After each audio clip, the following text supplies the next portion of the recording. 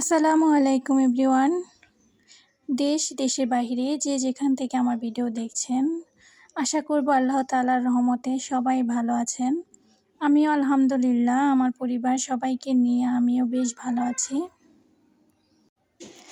আজকে ভিডিওটি কিন্তু আমি শুরু করেছি 11টা বাজে, তখন থেকে ঘুমাতে একটু লেট হয়ে যায়, তাই সকালবেলা উঠতেও একটু দেরি হয়ে গিয়েছিল আজকে। ঘুম থেকে উঠে আগে বাচ্চাদের খাইয়ে নিয়েছি, তারপরে আমি তো ঘরের কাজ গোছানোর জন্য চলে এসেছি। বাচ্চারা কিন্তু ঘুমের থেকে আগে ওঠে, ওরা সবসময় আগে এলোমেলো করে ফেলে। তারপরে ওদের তো আর কিছু বলা যাবে না। প্রতিদিনের মতো আজকেও সবসময় গুছিয়ে তারপরে রান্না করতে যাব।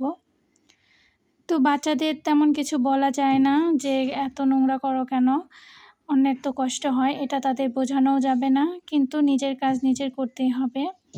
আবার আমি কাজ ফেলে রেখে বসে থাকতেও পারি না। দেখা যায় যতক্ষণ থাকি তো কাজের উপরেই থাকি। এত কাজ করার পরে অনেক সময় মনে হয় কি যে তবু যেন কারো মন পাই না। অনেক সময় শুনতে হয় যে কি এমন কাজ করি বাসার ভিতরে, তেমন কোনো কাজ নেই।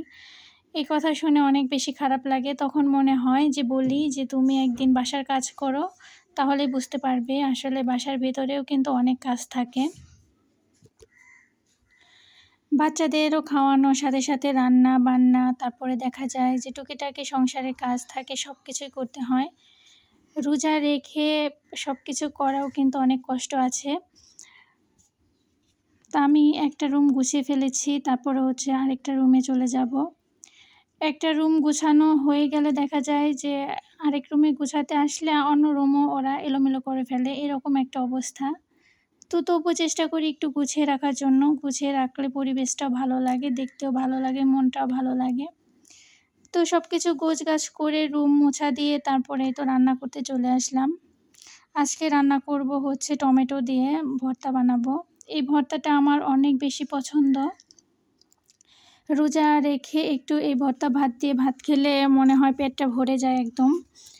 তো আমি খুবই সিম্পলি ভর্তাটা বানাবো, আপনাদের সাথে শেয়ার করছি। এখানে আমি শুকনা মরিচ দিয়ে দিয়েছিলাম, প্রথমেই দেখেছেন। তারপরে একটু মরিচ, একটু হলুদ, একটু লবণ, স্বাদমতো লবণ সব কিছু দিয়ে নাড়াচাড়া করব।